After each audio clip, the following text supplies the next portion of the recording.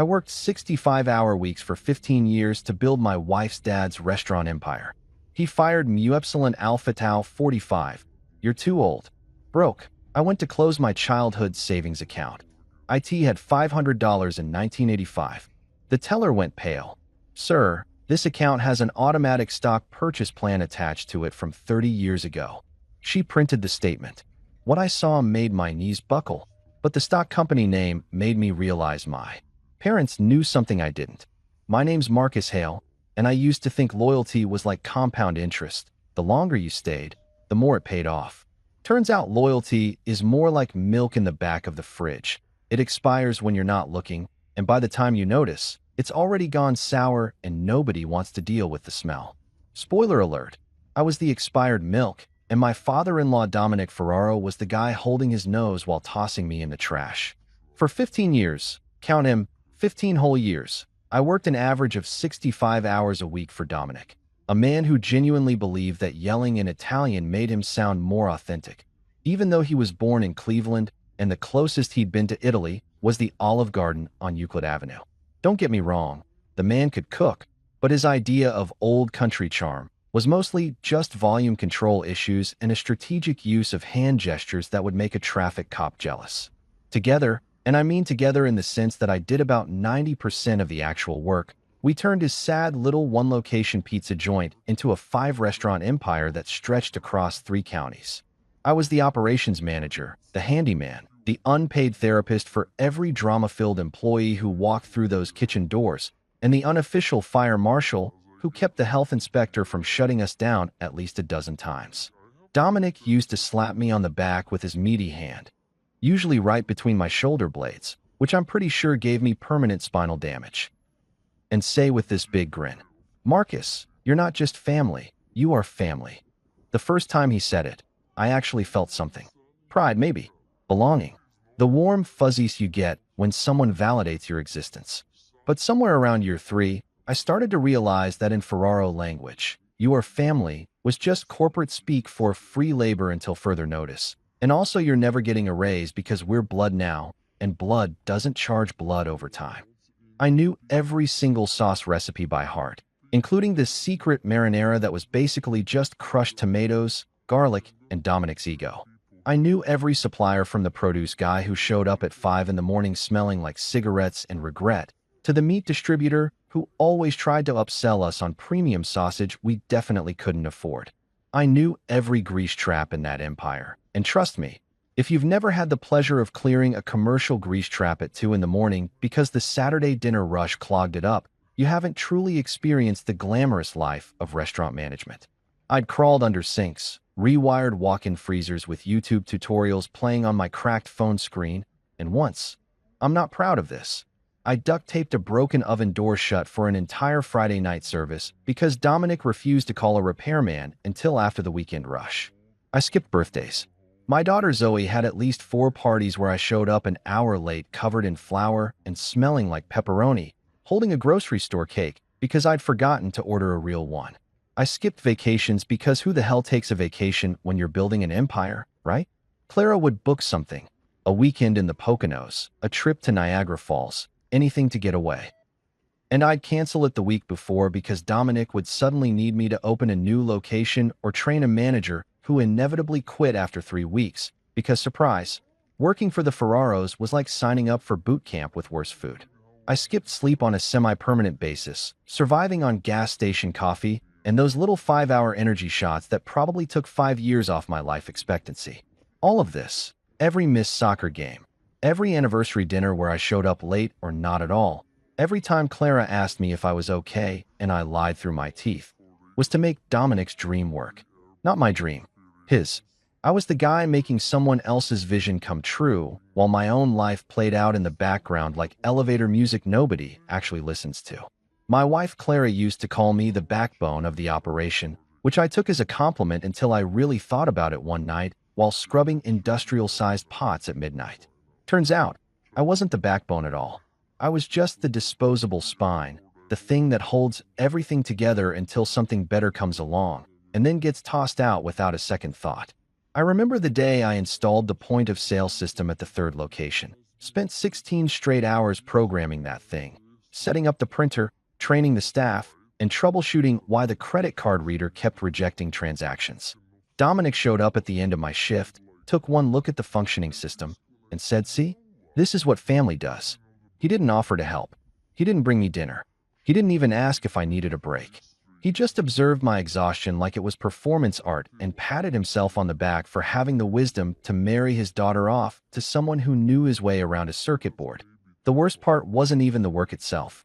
I actually liked solving problems, fixing things, making systems run smoothly.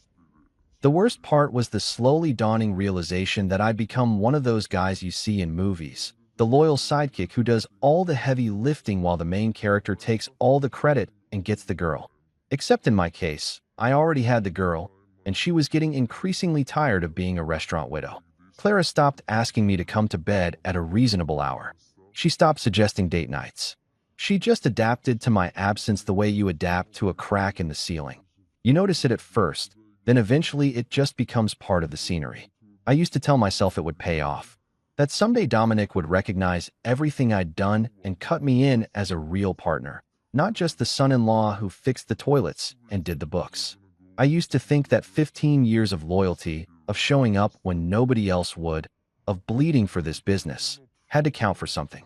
I used to think that in America, hard work and dedication actually meant something beyond a firm handshake and a "thanks, buddy," that sounded more like a dismissal than gratitude. I was wrong about all of it. Turns out loyalty doesn't compound. It just makes you an easier target when it's time to clean house and make room for the next generation of people who think hashtags are a business strategy. But I'm getting ahead of myself.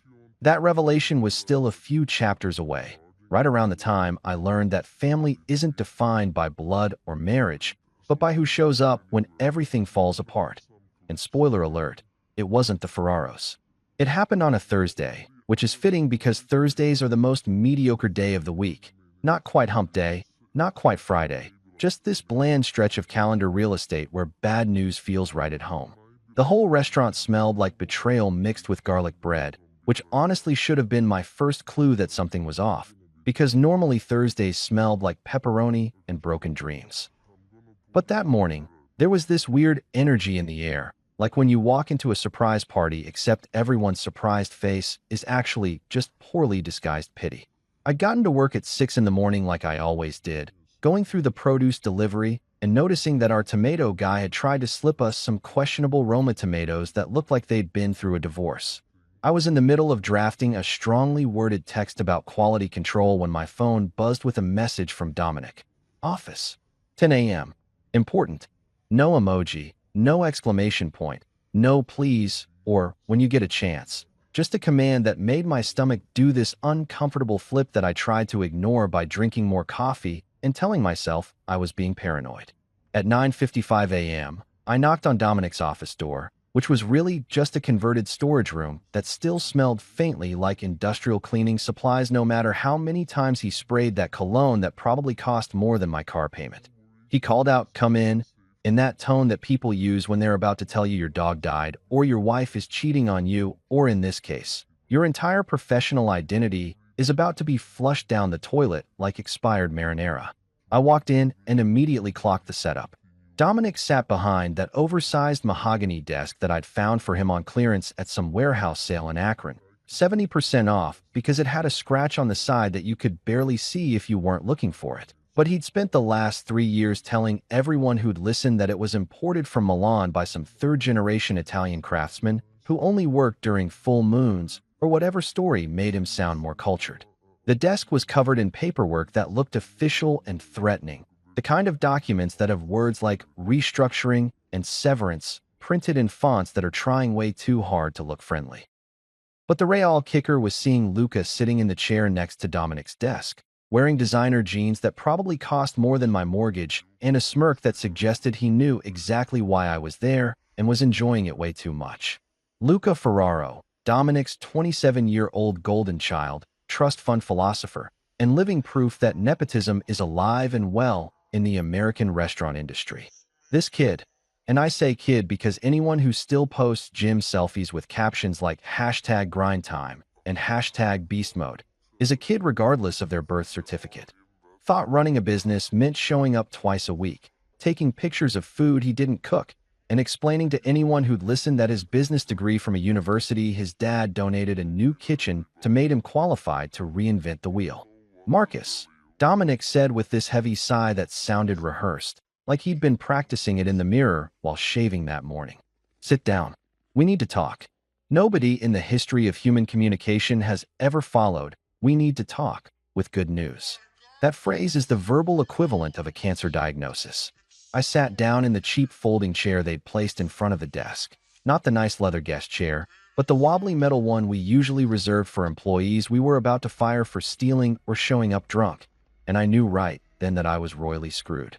"You've done good work," Dominic continued, and I wanted to interrupt him right there and say good work doesn't cover 15 years of bleeding for this company. But I kept my mouth shut because I still had this tiny sliver of hope that maybe this was about something else. Maybe they were promoting me or giving me a raise or literally anything other than what was obviously about to happen. But Marcus, the industry is changing. We need fresh ideas, social media presence, influencers. We need people who understand TikTok and Instagram Reels and all this new marketing stuff that, frankly, I don't get either. But Luca here. He gestured at his son like he was presenting a prize on a game show. Luca's been explaining to me that we need to pivot our brand strategy. Pivot our brand strategy. I wanted to laugh, but it came out as this weird, choking sound that I tried to pass off as clearing my throat. This was the same man who 3 years ago asked me what the Twitter was and whether we needed to be worried about it. Now he was talking about brand pivots like he'd invented the concept. "I can learn TikTok," I said, and I heard the desperation in my voice but couldn't stop it. "Heck, I can learn Morse code if it pays the bills. I learned how to repair industrial freezers off YouTube. I can figure out how to point a camera at food and add music." I was grasping at straws and we all knew it. But what else was I supposed to do? Roll over and accept extinction? Luca leaned forward with this smile that I wanted to wipe off his face with the back of my hand. "Marcus, my guy, it's not really about learning. It's about being." He paused for dramatic effect like he was about to drop some profound wisdom instead of corporate buzzword garbage. "It's about being relevant, you know? Like having that natural understanding of what resonates with the demographic we're trying to reach. The 18 to 34 market doesn't want to see, like, someone's dad trying to be cool on the internet. No offense. None taken. I lied, taking all the offense. Every single bit of it." "What Luca means," Dominic jumped in, probably sensing that I was about 3 seconds from saying something that would burn every bridge in the greater Cleveland area, "is that we need someone who grew up with this technology. Someone who speaks the language naturally. You're a great guy, Marcus. Hell, your family. But we need to think about the future of these restaurants." That's how I learned that at 45 years old, I was officially a dinosaur, apparently born before relevance was invented, before the magical year when understanding TikTok became more valuable than actually knowing how to run a business. Never mind that I'd kept these restaurants from going under during the pandemic. Never mind that I'd figured out delivery logistics, negotiated with suppliers, and kept the health inspector happy for a decade and a half. None of that mattered because I didn't know how to do a trending dance while holding a pizza. Dominic slid an envelope across the desk, and I didn't need to open it to know what it was. "It's a severance package," he said. 3 months' salary. We think that's more than fair given the circumstances." 3 months' salary. I did the math in my head and realized it wouldn't even cover a used scooter, let alone the mortgage, car payments, Zoe's braces, and the mountain of bills that seemed to multiply like rabbits every month. "This is business, Marcus," Dominic said, using that tone people use when they're trying to convince themselves they're not being complete monsters. "Nothing personal, right? Because destroying someone's livelihood, career, and financial stability before lunch is the most impersonal thing you can do." I took the envelope, stood up on legs that felt like they belonged to someone else, and walked out of that office without saying another word. Because if I'd opened my mouth, I would have said things that couldn't be unsaid, and I still had enough pride left to leave with some dignity intact. But inside, I was screaming. I packed my entire professional life into one pathetically sad cardboard box that still had tomato paste, 24 cans printed on the side in faded red letters, because apparently even my departure had to be secondhand and recycled. 15 years of my existence condensed into a container that used to hold ingredients for marinara sauce.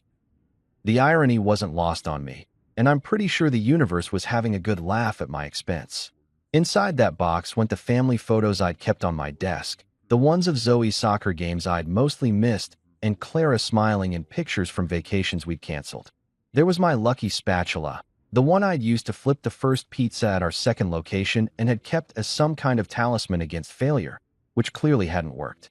And of course, there was the #1 manager mug I'd bought myself 3 years ago at Target, because nobody else was going to give me a trophy for working myself into an early grave. The office, my office for the better part of a decade, suddenly looked bigger and emptier than it ever had before, like one of those crime scene photos where they've removed all the furniture and you can finally see the stains on the carpet that were always there, but nobody noticed. I'd spent so many late nights in this room, eating cold leftovers at the desk while going through invoices, making phone calls to angry suppliers, scheduling shifts for employees who called in sick more often than they showed up. There was the coffee ring on the corner of the desk from that time I'd pulled an all-nighter during tax season. The small dent in the wall from when I'd thrown a stapler in frustration after our third manager quit in a month. All these little archaeological layers of my life that nobody would remember or care about once I walked out the door. I heard a knock and looked up to see Marcy, one of our veteran servers who'd been with us since location number 2. She was in her mid-50s, had 3 kids in college, and was probably the most competent human being I'd ever worked with. "Marcus," she said quietly, hovering in the doorway like she wasn't sure if she was allowed to be there. I heard, "This is bullshit." There was something about the way she said it. Not loud, not dramatic, just matter of fact, that almost broke me. I'd been holding it together pretty well up until that point, operating on autopilot and emotional numbness, but genuine sympathy from someone who actually understood what I'd put into this place was like a crack in the dam. "Yeah, well," I managed to say, forcing what I hoped looked like a smile, but probably came across as more of a grimace. "Apparently, I'm too old to understand TikTok, so my services are no longer required. They need someone who can dance while holding a calzone." Marcy shook her head and walked in, closing the door behind her. "Luca's an idiot," she whispered, even though there was nobody around to hear. "He showed up last week and tried to explain to me how to upsell desserts." Me. I've been upselling desserts since he was in diapers. He told me I should try to create an experience for customers. I've been creating experiences. They're called keeping your drink filled and not spitting in your food when you're rude. I laughed, and it felt good to laugh, even though everything else felt terrible. "What are they going to do with this place?" I asked, gesturing around at the office that wouldn't be mine in about 10 minutes. She shrugged. "Luca's moving in. He told Roberto yesterday that he's going to redesign it to be more collaborative and energy positive. Whatever that means. Probably bean bags and motivational posters." The image of Luca sitting on a bean bag in my office, taking selfies with his kale smoothie while the restaurants burned down around him, was almost too perfect. "Well," I said, picking up my sad box of belongings, "I hope he enjoys it. Tell him the coffee maker on the left is broken, but if you hit it twice on the side, it'll work for exactly 1 cup before dying again." As I walked through the kitchen toward the exit, I could feel eyes on me. The line cooks who trusted me to approve their time-off requests.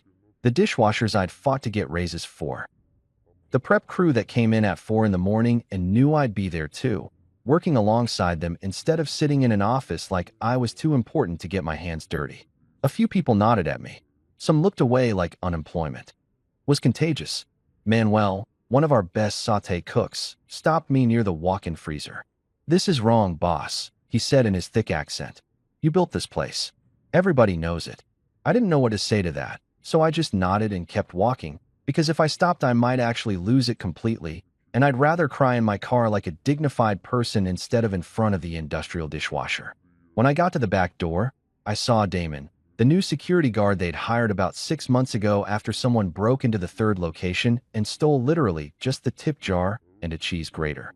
Damon was maybe 30, built like he used to play college football before an injury derailed his dreams, and he had this way of seeing through people's bullshit that I'd always appreciated. He took one look at me, at the box in my hands, at the expression on my face that I wasn't hiding as well as I thought I was, and gave me the nod. "You know the one. That universal male acknowledgement of suffering that says, 'I see you, brother, and this sucks, and I've been there, and there's nothing I can say that'll make it better, but I want you to know that I recognize your pain. It was the kind of nod you give at funerals, or after particularly devastating sports losses, or when someone's marriage falls apart. Been there, man, Damon said quietly as he held the door open for me. If you need a reference or anything, you let me know. You were always good people. The drive home took 20 minutes, but felt like 20 hours. I kept replaying the meeting in my head, thinking of all the things I should have said, all the ways I could have handled it differently, even though deep down I knew there was no version of that conversation that ended well for me. I'd been fired, let go, made redundant, given my walking papers. However you wanted to phrase it, the result was the same. I was unemployed at 45 with a mortgage, a car payment, a teenager who needed braces adjusted every 6 weeks, and exactly zero job prospects because apparently my entire skill set had become obsolete overnight. When I pulled into our driveway, I sat in the car for a few minutes, staring at our house, a modest 3-bedroom ranch that we bought 12 years ago and still hadn't finished painting, and tried to figure out how to walk through that door and tell my wife that her father had just destroyed our financial stability. Clara's car was in the driveway, which meant she was home, probably folding laundry or meal prepping or doing one of the 1,000 domestic tasks she handled while also working part-time at the library because my restaurant salary barely covered our expenses even when I was employed. I finally grabbed my box of broken promises and walked inside. Clara was in the living room, folding towels in that methodical way she had, each fold precise and exact, like if she could just control the laundry, maybe she could control everything else in our lives. She looked up when she heard the door, saw me standing there in the middle of the afternoon when I should have been at work for at least another 6 hours, saw the box, and I watched her face go through this whole journey of emotions in about 3 seconds flat. Confusion, concern, realization, dread. "Please tell me you finally quit so we can move to Bali," she said. And I could hear the hope in her voice even though we both knew we couldn't afford to move to Bali or anywhere else for that matter. "Close," I said, setting the box down on the coffee table with a thud that felt heavier than it should have. "Dominic fired me so Luca can vlog his way into bankruptcy." Her jaw literally dropped. Like in movies when someone gets shocking news and their mouth just falls open because their brain can't process words anymore. "He fired his son-in-law?"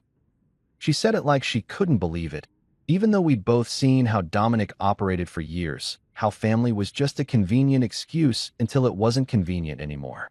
"Apparently, I expired faster than his marinara sauce," I said, and then I sat down on the couch because my legs suddenly felt like they couldn't hold me up anymore.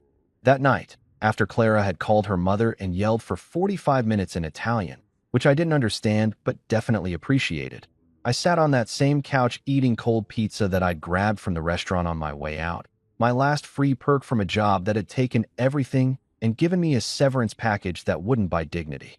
I stared at the wall, at the spot where we'd always said we'd hang a nice piece of art, but never got around to it, and tried to figure out what the hell I was supposed to do next.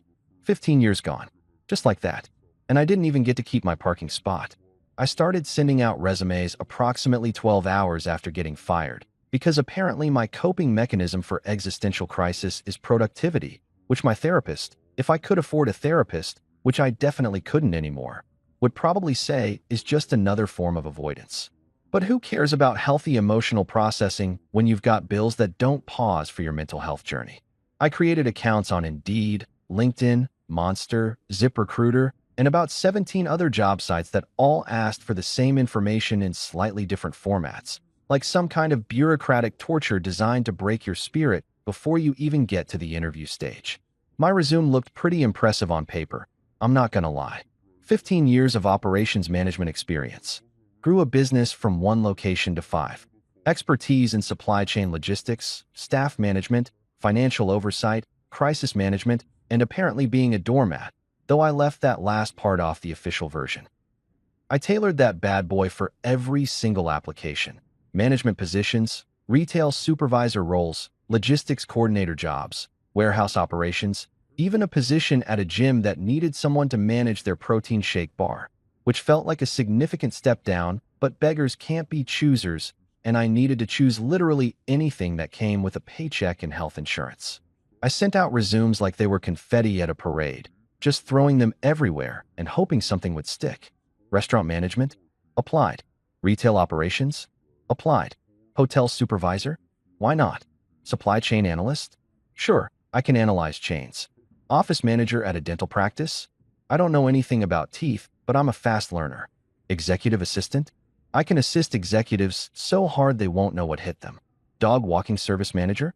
Listen, I was genuinely ready to sell snow to penguins if it meant keeping the lights on in Zoe in braces that were apparently made of gold based on what the orthodontist charged every month.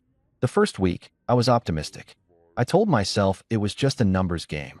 Send out enough applications, and eventually something would hit. I had experience, work ethic, references from people who weren't my father-in-law. How hard could it be? Week 2, the optimism started cracking around the edges like cheap paint on a rental apartment wall.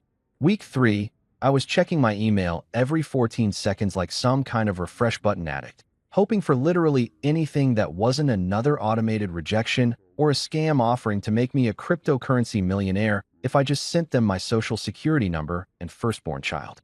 The rejections all said basically the same thing, just worded differently, like they'd all gone to the same seminar on how to crush people's dreams politely. Thank you for your interest in the assistant manager position at Walmart. After careful consideration, we have decided to move forward with another candidate whose experience better aligns with our current needs. Translation: we hired someone younger who will work for less money and won't question why we're scheduling them for 39 hours a week to avoid giving them full-time benefits. We appreciate you taking the time to apply for the operations supervisor role at Target. Unfortunately, we've selected a candidate whose qualifications more closely match our requirements. Translation: we Googled you, saw your age, and decided you're probably going to ask for vacation days and reasonable working conditions. My favorite rejection, and by favorite I mean the one that made me want to throw my laptop through the window, came from a hotel chain that was looking for a front desk manager. I'd made it through 3 rounds of interviews, met with the regional manager, did a whole presentation on how I'd improve their customer service scores, and felt pretty damn good about my chances. Then I got the email. While we were impressed with your experience and presentation, we've decided to pursue other candidates who we feel bring a fresh perspective to the role. Fresh perspective. That's corporate speak for young person who doesn't remember a world before smartphones and will work themselves to death because they think that's normal. But the absolute worst was the phone call I got from an HR manager at a logistics company. I'd applied for an operations coordinator position that paid about 60% of what I used to make, which should tell you how desperate I was getting. The woman on the phone, let's call her Brenda because she sounded exactly like every Brenda who's ever worked in HR, had this voice that was trying so hard to sound sympathetic that it actually came out condescending. "Marcus," she said, and I could practically hear her reading from a script, "you seem like a really great candidate with solid experience. But I have to be honest with you. My boss has some concerns about hiring someone at your experience level for this particular role." "What kind of concerns?" I asked, even though I already knew the answer because by this point I'd had enough rejections to recognize the pattern. There was this pause on the other end, the kind of silence that means someone is trying to figure out how to say something terrible in a way that won't get them sued. "Well," Brenda finally said, "he feels that candidates with more years of experience sometimes lack the adaptability and technological fluency that younger candidates bring to the table. He's concerned you might be set in your ways." Set in my ways. Like I was some old guy yelling at clouds instead of someone who'd literally taught himself how to fix commercial kitchen equipment using YouTube videos and prayer. "Lady," I said, and I could hear my voice getting that edge that Clara always warned me about, the one that meant I was about to say something I'd regret, but couldn't stop myself. I once fixed an industrial oven with a butter knife and duct tape during the dinner rush because we couldn't afford to close for repairs.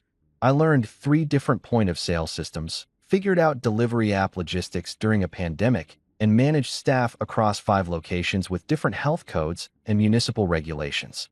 I'm adaptable as hell. Another pause. Then Brenda said, in that same overly sympathetic voice that made me want to reach through the phone, "I understand your frustration, and your experience is certainly impressive. But the decision has been made. I wish you the best of luck in your job search." Click. She hung up before I could respond. Probably because she'd had this conversation 1,000 times before with 1,000 other guys like me who'd suddenly realized that in America, there's an expiration date on your usefulness. And once you pass it, nobody wants to take a chance on slightly outdated milk even if it's still perfectly good. The bills started piling up like some kind of horrible Jenga tower where if one piece fell the whole thing would come crashing down. Mortgage payment due, car insurance, electric bill, water bill, internet bill because apparently even unemployment requires Wi-Fi.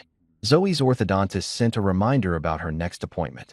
The pharmacy called about Clara's prescription refill. The credit card company sent a cheerful email about our minimum payment. Every day, the mailbox became this portal to fresh anxiety, just delivering new reasons to panic in convenient envelope form. Clara started rationing coffee filters, which might sound like a small thing, but was actually this huge symbol of how bad things were getting. She'd take a used filter, shake out the grounds, rinse it, and reuse it for the next pot. When I pointed out that we could afford coffee filters, she just looked at me with these tired eyes and said, "Can we though? Can we really afford anything right now?" And I didn't have an answer for that because she was right. We couldn't afford coffee filters. We couldn't afford anything. We were one unexpected car repair or medical emergency away from complete financial disaster. Our teenage daughter Zoe, bless her completely unfiltered teenage heart, tried to be helpful in the way that teenagers are helpful, which is to say not at all, but with good intentions. She was scrolling through TikTok one night while I was on the couch stress-eating cereal straight from the box, not even bothering with a bowl, because what's the point of dignity when you're unemployed? And she looked up with this expression like she'd just solved world hunger. "Dad," she said, "you should totally become an influencer. Like, seriously, you could call yourself the guy who got fired by his in-laws and make videos about how corporate America screws over loyal employees. People would eat that up. You'd go viral." I stared at her for a second, trying to figure out if she was joking or if this was a genuine suggestion from someone who'd grown up in a world where becoming internet famous was considered a viable career path. "So," I said slowly, "I'm 45 years old. Nobody wants to watch middle-aged men complain about their problems on the internet. That's what Facebook is for." She rolled her eyes in that way teenagers do when they think their parents are hopelessly out of touch. "You don't get it. Authenticity is huge right now. People are tired of fake influencers. They want real stories. You could totally make this work." I laughed, because what else was I going to do? But inside, I was one utility bill away from actually considering it. One more rejection letter away from filming myself ranting about nepotism and hoping the algorithm god smiled upon me. I was one bounce check away from auditioning for a heist movie, because at this point, robbing a bank seemed like it had better odds of success than finding legitimate employment. The American dream was officially dead, and I was standing at its funeral wondering if anyone would notice if I stole some of the flower arrangements to save money on our grocery bill. It was week 6 of unemployment, or as I'd started calling it, my extended vacation from dignity and regular meals, when I found myself doing what every desperate person does when they're drowning in bills and denial, digging through old boxes in the basement looking for tax documents that might somehow save me.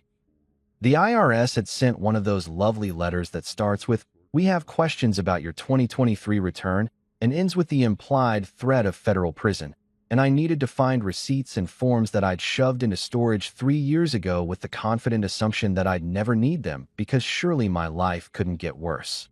Spoiler alert, life can always get worse, and it usually does right around tax season. The basement was exactly as depressing as you'd imagine. Concrete floor, exposed pipes that dripped occasionally for reasons I'd never bothered to investigate, and about 47 boxes of stuff we'd been meaning to sort through for the last decade, but never got around to because who has time to organize old memories when you're working 65 hours a week building someone else's empire?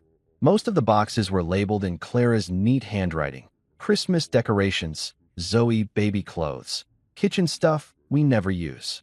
But then there were the unlabeled ones, the archaeological mystery boxes that could contain anything from important documents to a dead mouse.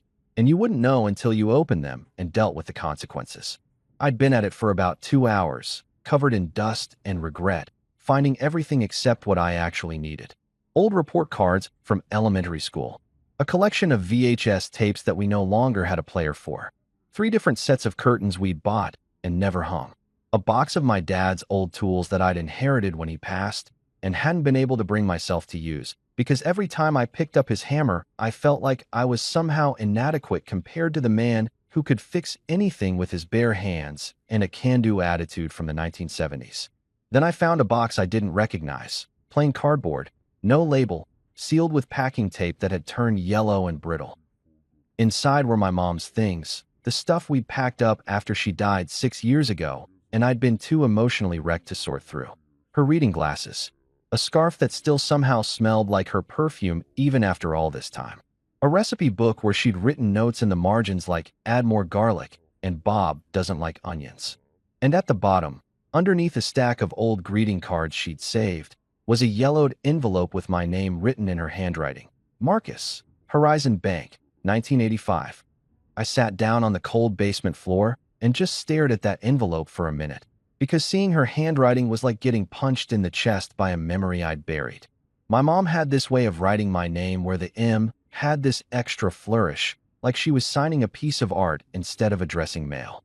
I carefully opened the envelope, half expecting it to disintegrate in my hands like some kind of archaeological artifact, and inside was a savings passbook, the old-fashioned kind that banks don't even use anymore, with a blue cover and pages where they'd manually record deposits and withdrawals.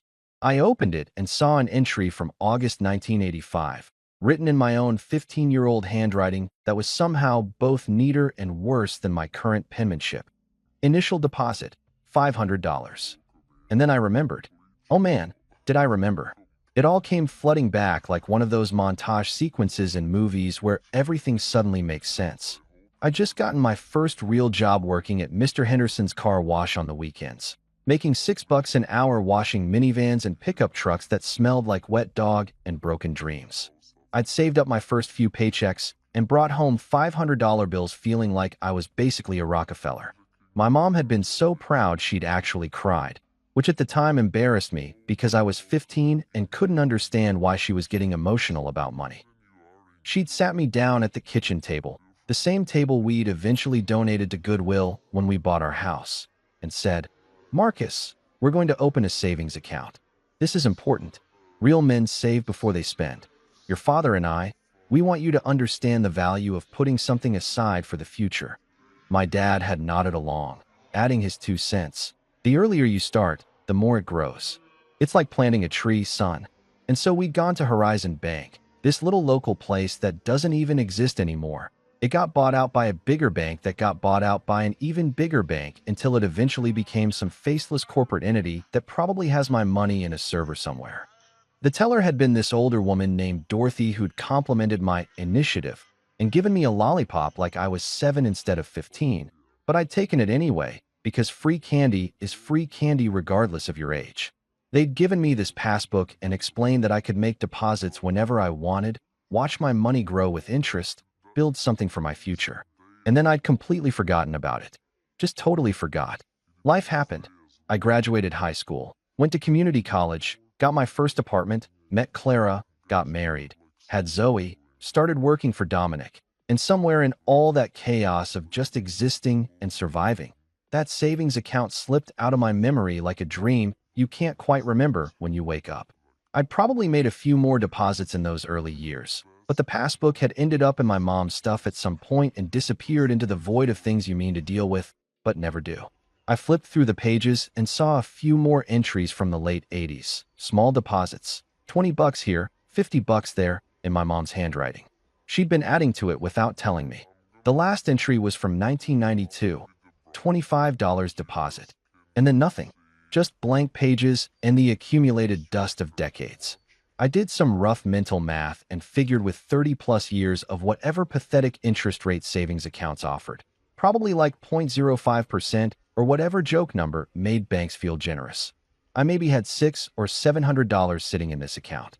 Assuming the bank hadn't closed it for inactivity, assuming it still existed at all, $700 wasn't going to change my life or solve my unemployment crisis, but it was something. It was groceries for a month. It was the water bill and electric bill combined. It was a tiny life raft in an ocean of debt, and I was desperate enough to be grateful for it. I figured I'd go to the bank tomorrow, close the account before inflation laughed it out of existence, and use whatever was in there to buy us a little more time before we had to start making serious decisions about which bills to pay and which ones to apologetically ignore. I climbed back up the basement stairs holding that passbook like it was the Holy Grail, even though it probably contained the financial equivalent of pocket change. Clara was in the kitchen making dinner, or more accurately, making something dinner-adjacent out of whatever random ingredients we had left in the pantry, because grocery shopping had become this strategic military operation where we calculated the cost per meal of every item and still somehow ended up over budget. She looked up from whatever pasta situation she was creating and saw the expression on my face. "Please tell me you found something good in those boxes," she said, and I could hear the hope in her voice, which made me feel simultaneously better and worse because I was about to disappoint her with my modest discovery. "Define good," I said, holding up the passbook. "I found a savings account from 1985 that I totally forgot existed. My mom opened it with me when I got my first job. I think there might be $600 or $700 in there. Maybe." Clara's eyes widened slightly, and I could see her doing the same mental math I'd done, calculating which bills that could cover, which creditors we could temporarily appease. "That's not nothing," she said carefully, in the tone people use when they're trying to be optimistic about a situation that objectively sucks. "Every little bit helps, right?" I nodded and set the passbook on the counter, staring at it like it might suddenly reveal itself to contain more money through sheer force of wishful thinking. "I'm going to close this account tomorrow before inflation laughs it out of existence," I told her, trying to sound more confident than I felt. "Whatever's in there, we'll use it for bills. Maybe buy some groceries that aren't just rice and sadness." Clara actually smiled at that, which was the first real smile I'd seen from her in weeks. She walked over and looked at the passbook, running her finger over my mom's handwriting on the envelope. "Your mom would be proud," she said quietly. "She always wanted you to have something to fall back on." Then she looked at me with this expression that was half serious, half joking. "If they give you $700, we're going to Olive Garden. I want unlimited breadsticks and enough salad to feel fancy. We deserve one nice meal before we go back to eating like we're college students." I laughed, because the idea that $700 could make us feel rich enough for Olive Garden really put into perspective how far we'd fallen. But yeah, if that account had $700 in it, we were absolutely going to Olive Garden, and I was going to order whatever I wanted without looking at the prices, and we were going to pretend for one evening that life wasn't a complicated nightmare of bills and rejection letters. Tomorrow I'd go to Horizon Bank, or whatever it had become, and close out this little time capsule from my past. And if I was lucky, really lucky, it would buy us another month of pretending everything was going to be okay. Horizon Bank turned out to still exist, which was honestly more surprising than it should have been given how many local banks have been swallowed up by corporate mega institutions over the past few decades. It was tucked into a strip mall between a nail salon called Polish Palace and a sandwich shop that had changed names 4 times in the last 5 years, which is never a good sign for the structural integrity of their mayonnaise. The bank itself looked exactly like every small-town bank you've ever seen. Boring beige exterior, glass doors with too many stickers advertising services nobody actually wanted, and that particular smell inside that all banks have, like paper and air conditioning and people's slowly dying dreams. I walked in around 10 in the morning on a Tuesday, which I'd learned through 6 weeks of unemployment was the optimal time for running errands because everyone with an actual job was working, so there weren't any lines. The place was almost empty except for one older guy arguing with a teller about why he couldn't withdraw money from his wife's account, even though they'd been married for 40 years, which seemed like a fight he'd been having for most of those 40 years based on how tired both he and the teller looked. I took a number from one of those little ticket dispensers, even though I was literally the only other person waiting, because apparently following bureaucratic procedures is more important than common sense. My number got called approximately 45 seconds later, and I approached the counter where a woman in her late 20s sat behind bulletproof glass that had clearly seen better days. There were scratches and smudges that no amount of Windex could fix, like the glass itself had given up on maintaining appearances. Her name tag said Rebecca, and she had this expression that suggested she'd rather be literally anywhere else, doing literally anything else, possibly including voluntary dental surgery without anesthesia. I recognized that look because I'd worn it myself for the last decade and a half every time Dominic asked me to work another double shift. "Hi," I said, sliding the ancient passbook through that little metal tray under the glass. I know this is going to sound weird, but I have this old savings account from 1985 that I completely forgot about, and I need to close it out. Rebecca picked up the passbook like I'd just handed her a historical artifact from a museum, which I guess in banking terms, I basically had. She turned it over in her hands, examining it with the kind of fascination usually reserved for finding out your phone is from 2010. Wow, she said, and I couldn't tell if she was impressed or horrified. This thing's ancient. Like seriously ancient. We don't even use these anymore. Are you sure you didn't bring this from a museum or something? She was smiling when she said it, so I figured she was trying to be friendly rather than insulting, though the line between those two things is often pretty thin when you're dealing with relics from your past. Yeah, I keep it right next to my dinosaur bones and my collection of cassette tapes, I said, because if I couldn't laugh at my own obsolescence, I'd probably start crying in the middle of this bank, and nobody needed that kind of scene on a Tuesday morning. Rebecca actually laughed, which made me feel slightly better about the whole situation.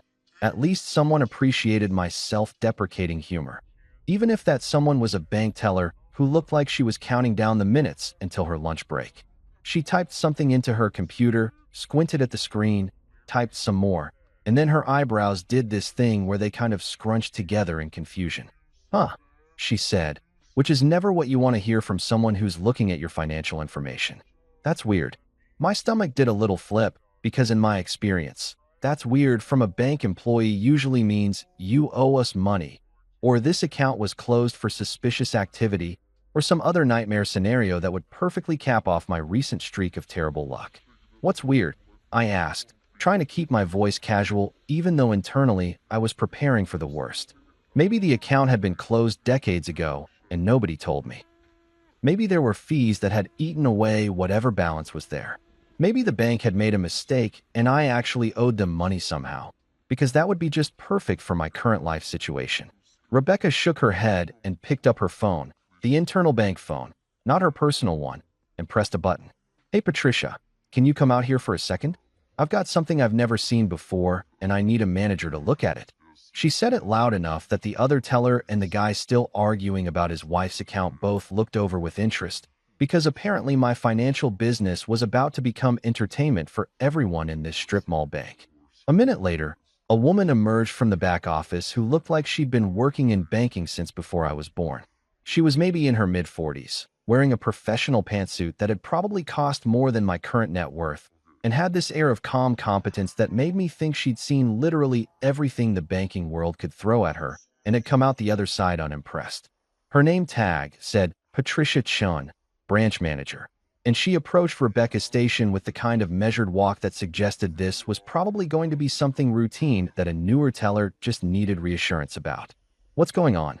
Patricia asked, and Rebecca gestured at my passbook like it was evidence in a crime scene. This customer has an account from 1985 that's still active, but when I pulled it up, there's something attached to it that I've never seen before. Look at this. She turned her monitor slightly so Patricia could see, and I watched Patricia's face go through this interesting journey of expressions, mild curiosity, then confusion, then something that looked almost like shock, which was not reassuring to witness as the person whose account was causing this reaction.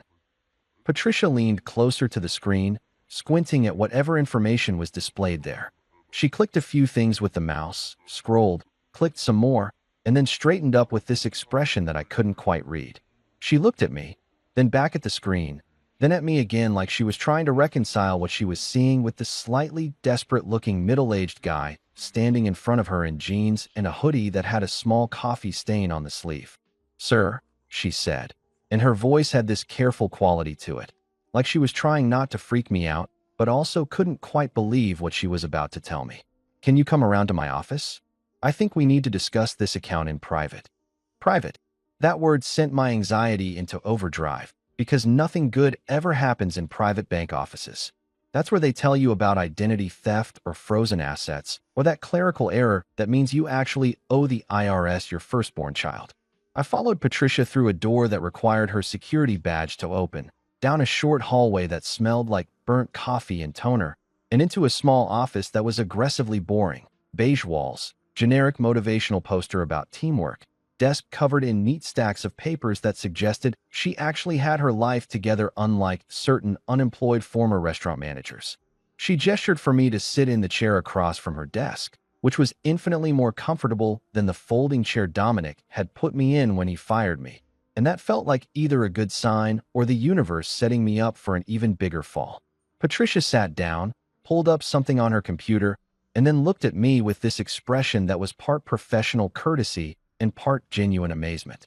"Mr. Hale," she said, typing my account number into what looked like an ancient green screen system that probably ran on technology from the Reagan administration. "This account is definitely still active, but it's not just a savings account anymore. There's something attached to it that I haven't seen in my 20 years of banking." "What do you mean, attached to it?" I asked, and my voice came out higher than I intended because I was genuinely worried at this point. Maybe my parents had taken out a loan using the account as collateral. Maybe there was some kind of ancient banking fee that had been compounding for decades. My brain was running through every worst-case scenario it could manufacture on short notice. Patricia turned her monitor so I could see it. Not that I understood what I was looking at, because it was all numbers and codes and abbreviations that might as well have been written in ancient Sumerian. "Your parents," she said slowly, "set up what's called an automatic stock purchase plan linked to this savings account. Do you know what that means?" I shook my head, because I absolutely did not know what that meant, and my knowledge of the stock market was limited to knowing that it exists and sometimes goes up and sometimes goes down, and people on TV yell about it. Patricia leaned back in her chair with this look on her face like she was about to deliver news that would change my life, and I genuinely couldn't tell if it was good news or bad news or just weird news that would complicate my already complicated existence. "It means," she said, "that starting in 1985, a portion of the money in this account was automatically used to purchase shares of stock. Every month. For 40 years. She paused, and I could see her trying to figure out how to explain this to someone who clearly had no idea what was happening. "The stock they chose to buy, Mr. Hale, was Berkshire Hathaway." I stared at her. The name sounded vaguely familiar, like something I'd heard on the news or seen in a headline, but I couldn't place it. "Is that good?" I asked, feeling like an idiot, but genuinely having no clue if this was a disaster or not. Patricia actually smiled, and it was the first genuine smile I'd seen from anyone in a professional setting in weeks. "Mr. Hale," she said quietly, "Berkshire Hathaway is the company owned by Warren Buffett, one of the most successful investors in history. And based on what I'm seeing here," she clicked a few more things on her screen, and I watched her eyes widen slightly. "You need to see this balance." She turned the monitor toward me again, and this time she pointed at a number on the screen. I looked at it, read it, blinked, read it again, and felt my entire understanding of reality shift sideways like someone had just rewritten the laws of physics. The number on that screen wasn't $600. It wasn't $700. It wasn't any number that made sense in the context of my broke, unemployed, desperately scraping by life. The number was $2.8 million. I'm pretty sure I stopped breathing for a solid 30 seconds, which in medical terms is probably not great, but in the context of finding out you're accidentally a millionaire, seems like a reasonable physiological response. My brain just completely shut down, like when you overload a circuit breaker and all the lights go out at once. I stared at that number, $2, 847, 392.67 to be exact, because apparently even my surprise windfall came with 67 cents just to make it extra specific, and try to make sense of it in the same way you try to make sense of waking up on Mars or discovering your dog could speak fluent Mandarin. "That can't be right," I finally managed to say, and my voice sounded like it was coming from somewhere outside my body, like I was listening to a recording of myself having an existential crisis. "That's got to be a mistake. A glitch. Some kind of Y2K bug that never got fixed and just kept compounding errors until it invented money that doesn't exist." I was rambling, but Patricia just sat there with this patient expression that suggested she'd been expecting this exact reaction. "It's not a mistake," she said gently, in the tone you'd use with someone who just found out they won the lottery or survived a plane crash or any other life-altering event that breaks your brain. "I've checked it 3 times. This is legitimate. Your parents set up this stock purchase plan in 1985, and it's been running automatically ever since. Small amounts every month, buying fractional shares of Berkshire Hathaway stock. Over 40 years, with dividends reinvested and stock splits factored in. She gestured at the screen like it was self-explanatory, which it absolutely was not. I felt dizzy. Like genuinely physically dizzy, the kind where you need to hold on to something or risk falling over. I gripped the arms of the chair and tried to do math in my head, which was difficult because my brain was currently melting. 40 years. Monthly purchases. Berkshire Hathaway, which even I knew was Warren Buffett's company. The guy famous for being so rich and so good at investing that people literally studied his grocery shopping habits for financial advice. My parents, my dad who worked at the steel mill for 30 years and my mom who cleaned houses and did alterations on the side, had somehow set me up with stock in Warren Buffett's company, and I'd had no idea. Wait, I said, and a horrible thought occurred to me. Is there like a massive tax bill attached to this? Or fees? Or some kind of catch where I technically own it but can't access it without selling my organs or signing away my soul?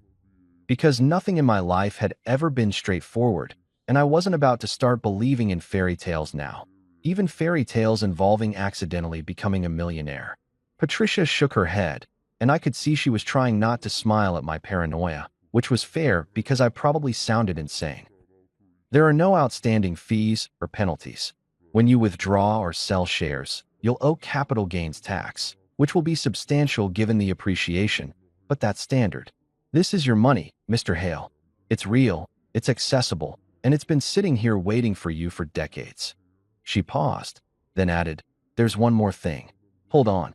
She got up and walked to a filing cabinet in the corner, one of those old-school metal ones that looked like it had survived several generations of bank managers, and pulled out a key ring that had approximately 40 keys on it, which seemed excessive, but I guess when you're managing other people's life savings, you need a lot of security. She unlocked the filing cabinet, pulled out a smaller locked box from inside it, unlocked that with a different key, and retrieved a sealed envelope that had gone yellow with age and had my name written on it in handwriting I would have recognized anywhere. My mother's handwriting. That same flourish on the M that she always did, like my name was important enough to deserve calligraphy. Patricia handed me the envelope like it was fragile, which emotionally speaking, it absolutely was. My hands were shaking so badly, I almost couldn't open it, and I had to take a few deep breaths to steady myself enough to break the seal without ripping the paper. Inside was a letter, written on lined notebook paper that had been folded carefully and preserved all these years. The ink had faded slightly, but was still readable, and seeing my mother's handwriting again after 6 years of her being gone hit me like a freight train made of memories and regret. I had to blink a few times to clear my vision before I could actually read the words. "Dear Marcus," she'd written, and I could practically hear her voice, that slight accent she'd never quite lost from growing up in a Polish neighborhood in Chicago. "If you're reading this, life has probably kicked you around a bit. We know you, sweetheart. You're loyal to a fault. You work yourself to the bone for people who might not appreciate it. You put everyone else first and yourself last. Your father and I, we set this up so that when you're down, not if, but when, because life kicks everyone eventually, you'll have a soft place to land." I had to stop reading for a second because my eyes were doing this thing where they were producing way more moisture than was professionally appropriate for a bank office. Patricia silently pushed a box of tissues across her desk, which suggested she'd been through this kind of scene before, or at least had anticipated that reading letters from dead parents might cause emotional reactions. I took a tissue, composed myself, and kept reading. "We heard about a man named Warren Buffett on the television one night. Your father was flipping channels and stopped on some business program. You know how he likes to yell at the news. This Buffett fellow was talking about patience, about investing for the long term, about how real value isn't built overnight. Your father looked at me and said, 'Rose, that's us. We're patient people.' And I thought, why not? Why not take the little money you worked so hard for and put it somewhere that believes in the long game?" There was a paragraph break, and then the handwriting got smaller, like she was trying to fit more onto the page. "Every $5 we sent to this account was something we gave up, a meal out that we skipped, a pair of shoes I mended instead of replaced, walking to the store instead of driving to save on gas. Your father kept saying we should tell you, but I wanted it to be a surprise. A good surprise when you needed it most. Remember, Marcus, true value takes time. It's not flashy. It doesn't announce itself. It just grows, quietly, one small sacrifice at a time, until one day it becomes something that can change your life. At the bottom, in my dad's handwriting, that blocky, practical penmanship he had from filling out work orders for 30 years, was a postscript, still adding $10 a month. Son, even though your mother says we should tell you about this now. She says I'll lose this argument. Buffett says patience pays. Your mother says patience plus surprises pays better. I'm guessing I lost that argument. Love you, kid. Dad. I set the letter down on Patricia's desk because I couldn't hold it anymore without getting tears all over it, and I just sat there trying to process what I'd just read. My parents, who'd never owned more than one car at a time, who'd shopped at discount stores and clipped coupons and made everything stretch as far as it could possibly go, had been quietly, methodically, building me a safety net out of their own sacrifices. $5 here, $10 there. Money they could have spent on themselves, on making their own lives easier, but instead had funneled into this account linked to a stock purchase plan that they probably didn't fully understand but believed in because some guy on TV had talked about patience and long-term thinking. When did they stop making deposits? I asked, my voice coming out hoarse and strange. Patricia checked her screen, scrolling through what I assumed was decades of transaction history. The last deposit was in January 2019, she said quietly. $10. 5 months before. She trailed off, not finishing the sentence, but she didn't need to. 5 months before my dad had a heart attack at the steel mill and died before the ambulance even arrived. 5 months before everything fell apart, and I'd spent the next year just trying to keep my mom from falling apart, until she'd followed him 6 months later because apparently they'd decided 45 years together wasn't enough, and death wasn't going to separate them for long. They never told me, I said, more to myself than to Patricia. All those years, they were doing this, and they never said a word. I could have helped them. I could have contributed more. I stopped, because I realized what I was saying didn't make sense. They hadn't wanted my help. They'd wanted to help me. This wasn't about them needing money. This was about them making sure I'd be okay when they weren't around to take care of me anymore. Patricia printed out the full account statement. It took several pages, and slid it across the desk. Mr. Hale, she said, and there was something in her voice that sounded like genuine admiration. In 20 years of banking, I've never seen anything like this. Most people who build wealth do it through high salaries, inheritance, business success. Your parents did it through pure discipline and sacrifice. $5 to $10 a month, every single month, for almost 40 years. They bought Berkshire Hathaway when it was trading for around $1,500 a share. Today it's worth over $700,000 per share. $700,000 per share. And my parents had been buying fractional shares every month for 4 decades. I tried to do the math, but my brain couldn't handle it. All I could think about was my dad walking to work to save gas money, my mom taking in alterations and sewing late into the night. The times they'd said no to family vacations or restaurant dinners or new furniture because they were being practical. Practical. They'd been building me a fortune out of their practicality, and I'd never known. I looked at Patricia, then down at the letter, then at the statement showing $2.8 million in an account I'd forgotten existed. My parents, who'd never owned more than one car at a time, who'd lived in the same small house for 30 years and thought getting cable TV was an extravagance, had quietly built me a safety net that Warren Buffett himself would approve of. They'd given me exactly what I needed, exactly when I needed it, without ever asking for credit or recognition. Can I get a copy of this letter? I asked Patricia, my voice barely above a whisper. She nodded and carefully made a photocopy, handing me both the original and the copy. I folded the original back into the envelope and held it against my chest like it might disappear if I let go. I had come to this bank expecting maybe $700. Instead, I got $2.8 million and the realization that my parents had loved me more than I'd ever fully understood. I went home from the bank in a daze, driving on autopilot while my brain tried to reconcile the fact that I'd walked in expecting enough money for maybe a fancy dinner at Olive Garden and walked out with enough to buy the entire Olive Garden franchise if I wanted to, which I didn't, because I'd learned my lesson about working for other people's restaurant dreams.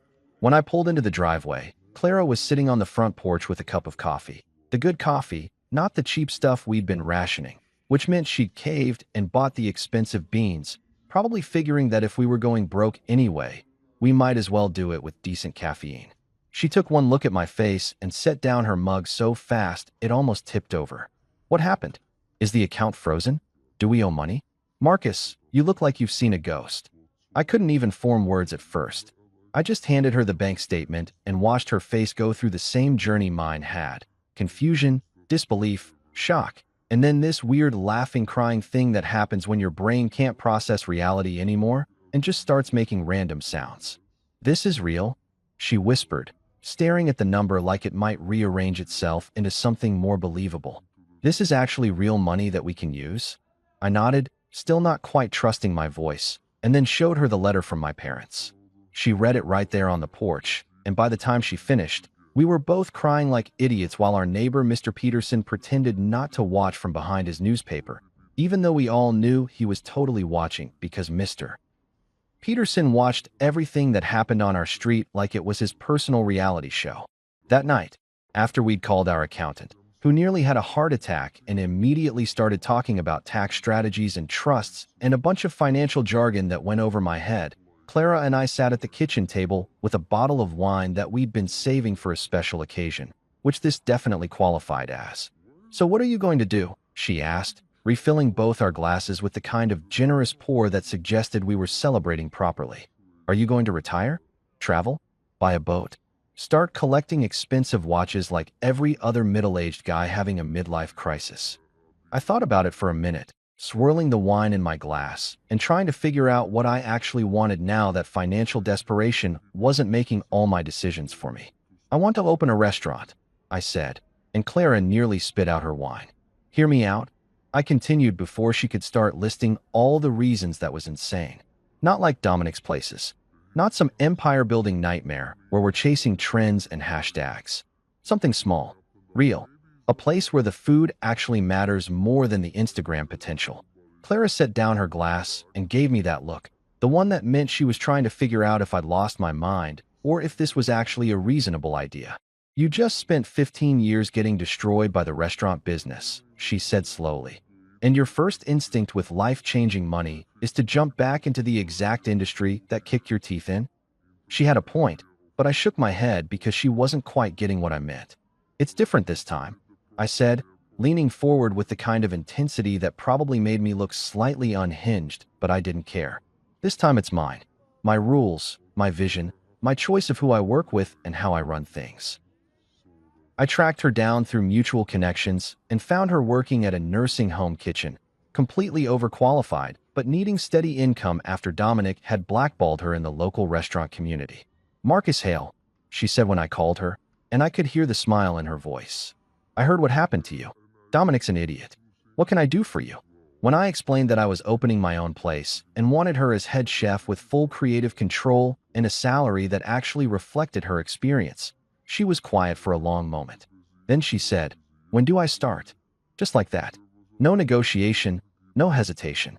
She trusted me because I'd been the only person at Dominic's who'd ever stood up for her, who'd argued that quality mattered more than speed, even though I'd lost those arguments. Next, I hired Luis Rodriguez, a 61-year-old dishwasher who knew more about kitchen mechanics than most professional repairmen. Luis had worked at the third Ferraro location until Luca decided they should optimize labor costs by hiring younger workers who'd accept minimum wage and no benefits. Luis had been there for 12 years, showing up every single day, fixing things that broke, keeping that kitchen running, and got thanked with a pink slip and a speech about the business needing to evolve. I found him working 2 part-time jobs, one at a car wash, one at a grocery store, trying to make ends meet until Social Security kicked in. "You sure about this?" Luis asked when I offered him the job, with benefits and a wage that wouldn't require him to work 70 hours a week to survive. "You know I'm old, right?" Not exactly the demographic Luca was looking for. I told him that was exactly why I wanted him, because he understood that good work wasn't about being trendy. It was about showing up and doing the job right, day after day, without expecting a medal for basic competence. I wasn't building someone else's dream anymore. I wasn't sacrificing my life for a man who thought yelling in Italian made him authentic. I was building something that had my parents' names on the window and their values baked into every decision. It was a Wednesday afternoon, That weird dead zone between lunch and dinner when restaurants take a collective breath before the evening chaos starts. I was in the kitchen seasoning a massive pot of pasta sauce. Martha's recipe, not Dominic's, because Martha actually knew the difference between good marinara and whatever shortcut garbage Dominic had been passing off as traditional. When Sarah poked her head through the kitchen door with this expression on her face that I'd learned meant trouble. Not health inspector trouble or angry customer trouble, but the kind of trouble that required my immediate attention and possibly diplomatic skills. "Marcus," she said, lowering her voice even though the kitchen was loud enough that nobody could hear us anyway over the sound of Luis scrubbing down the flat-top grill while singing along to whatever Spanish radio station he had playing. "There's someone here to see you, and you're not going to believe who it is." The way she said it, with this mix of amusement and disbelief, made my stomach do a little flip because I'd learned that surprise visitors in restaurants usually meant either very good news or very bad news, with no middle ground. I wiped my hands on my apron, a nice apron, not one of those cheap ones that Dominic had ordered in bulk with the restaurant logo printed crooked, and followed Sarah out to the dining room. And there, sitting in one of our corner booths looking like he'd aged about 10 years and 6 months, was Luca Ferraro. He was wearing what I'm sure he considered casual clothes. Designer jeans that probably cost more than most people's monthly car payment. A fitted button-down shirt that screamed, "I shop at stores where they offer you champagne." And shoes that were trying way too hard to look casual, but clearly cost a fortune. But none of that expensive clothing could hide the fact that he looked tired, stressed, and distinctly uncomfortable sitting in my restaurant. I took a second to just appreciate the moment, because life doesn't give you many opportunities to see the person who helped ruin your life sitting in your establishment looking like they needed something from you. It was like winning a small lottery made entirely of schadenfreude and cosmic justice. I walked over to his booth, making sure my footsteps were loud enough that he'd have time to prepare whatever speech he'd rehearsed. Because you don't show up at your former employee's restaurant 6 months after firing him without having prepared some kind of pitch. "Luca," I said, keeping my voice neutral and professional even though internally I was doing a victory dance. "This is unexpected. Can I get you something to eat? Coffee? A reality check?" Okay, that last part slipped out, but I figured I'd earned the right to a little sarcasm given our history. Luca looked up at me with this expression that was trying to be confident but came across as more desperate than anything else, like a kid trying to negotiate his way out of being grounded. "Marcus," he said, and I could hear him trying to find the right tone. Not quite apologetic, not quite friendly, landing somewhere in the weird middle ground of corporate politeness. "Can you sit? I need to talk to you about something." He gestured at the seat across from him like he was inviting me to sit in my own restaurant, which was rich considering 6 months ago, he'd been explaining to me how I was too old to understand TikTok. I slid into the booth because I was curious what kind of disaster had brought him to my door, and also because I wanted to watch him squirm up close. "How's business?" I asked, even though I already knew the answer because the restaurant community in Cleveland isn't that big, and word travels fast when things are falling apart. I'd heard through the grapevine, specifically through Martha, who still had friends at the Ferraro locations, that things weren't going well. Turns out that replacing experienced staff with younger, cheaper workers who looked good in photos but didn't know how to actually run a restaurant had consequences. Who knew? Luca shifted uncomfortably, and I watched him try to figure out how to spin disaster into something that sounded less catastrophic. "It's been challenging," he said, which is corporate speak for "everything is on fire and I don't know how to put it out." "The industry is tough right now. We're pivoting our strategy, trying some new approaches." More corporate buzzwords. I almost felt bad for him, watching him try to use business school language to describe the fact that he'd driven his father's restaurant empire into the ground faster than anyone thought possible. "Look," Lucas said, leaning forward with his hands clasped on the table in what I'm sure he thought was a sincere gesture. "I'm going to be straight with you. My father, he wants to talk. Things haven't been going as planned with the new direction. We've had to close 3 locations in the last 4 months. The remaining 2 are..." He paused, searching for the right word. "Struggling. Dad thinks maybe we moved too fast with the changes. He's willing to hire you back. Management position. Name your price. Full benefits. Whatever you want." I let that sit in the air for a moment, just to make him uncomfortable, while I looked around at my restaurant. It was the between service lull, but I could see everything we built. The regulars at the counter having their afternoon coffee and pie, Martha visible through the kitchen window working on dinner prep, Luis fixing something under a sink because something always needed fixing and he handled it without drama. The walls covered in photos of real people and real moments instead of manufactured Instagram aesthetics. This place was full, not just with customers, but with purpose, with dignity, with people who'd been told they weren't good enough and had proven everyone wrong. Luca, I said slowly, making sure every word landed with the weight I intended. Let me see if I understand this correctly. Your father fired me because I was too old, too slow, too irrelevant to understand modern restaurant marketing. You specifically told me that the demographic you wanted didn't want to see someone's dad trying to be cool. You brought in younger staff, pushed out everyone with experience, turned everything into a social media circus. And now that it's all falling apart, you want me to come back and fix it? Name my price. He had the decency to look embarrassed, at least. His ears turned red, and he couldn't quite meet my eyes. It was a business decision, he said weakly. Nothing personal. Those same words his father had used. Nothing personal. Like destroying someone's livelihood and financial security was just another line item on a spreadsheet, no different from ordering supplies or adjusting the menu. I leaned back in the booth and gestured around the dining room. You see this place? 6 months ago, I was unemployed, desperate, and being told by people like you that I was obsolete. Now I've got lines around the block. Food critics writing reviews that use words like soulful and authentic, actual authenticity, not the fake kind your dad tried to sell by yelling in Italian. My staff are people your father threw away. Martha, who was too slow. Luis, who was too old. Jamie, who had the audacity to ask about fair wages. Sarah, who wasn't young and cute enough for your brand. We built this together, and nobody here is going to be fired because some trust fund kid with a business degree decided they're not relevant enough. Luca opened his mouth to respond, but I wasn't finished. 6 months of satisfaction had been building up, and this moment was too perfect to rush. Tell your dad thanks for the offer. Really, it's almost flattering that after spending 15 years as his free labor, after being told I was too old to understand the modern world, he's now willing to admit he needs me. But I'm going to pass. See, I'm too old for his business. Turns out I'm just the right age for mine. Though those definitely helped and paid for Zoe's college without loans, which would make my parents incredibly proud. What that account really bought me was perspective. It taught me that value isn't built overnight with hashtags and influencer partnerships. It's built slowly, deliberately, with patience and sacrifice that nobody sees until suddenly everyone does.